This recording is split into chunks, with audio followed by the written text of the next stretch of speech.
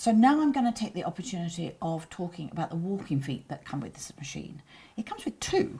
That's a bit much, isn't it? Yes, well, they have very different functions with them. I mean, most people will be familiar with the one that you're holding there, which is the standard. It looks very standard. They fit slightly differently. And the nice thing with these is we can slide the bottom plate off as well. So it gives us the option to get an extra plate for 1/4 inch and in the ditch, or the open toe, so you've got more visibility when you're stitching. The beauty of these, I think, as I use mine a lot, is that it feeds all the fabric through evenly. So people think about it as only quilting, but I don't. I use it whenever I've got 3 layers of fabric. I use it curtain making, anything like that. Feed foot, it used to be called, didn't it? Yes.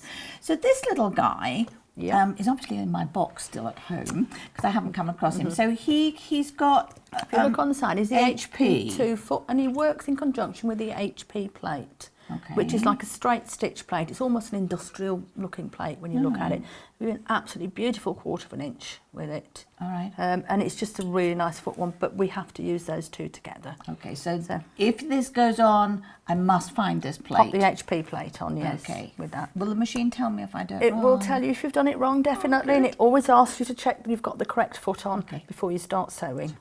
So we're going to have a look at that. That one we can use with the straight stitch needle plate, which is the other needle plate that comes with it as well. It still gives a little bit of movement on the 1/4 inch for people who like really accurate piecing as well. So so we're just going to pop this one on, show you how to get it on because it goes on slightly different to the one that we're all used to. Okay. Pop the machine out.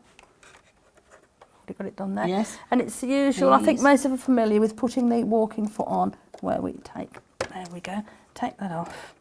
And again, you do need a screwdriver. You need a screwdriver. Make sure you don't lose that. Yeah, I know, that's also key. One of the key things with these that's different is we use the bar that goes over the top of the needle screw here, which goes up and down. This clips into the back of the machine, and you'll hear it clip in when you pop it on. So take that out a little bit. And it's ideal because we don't need to take the screw right out on here.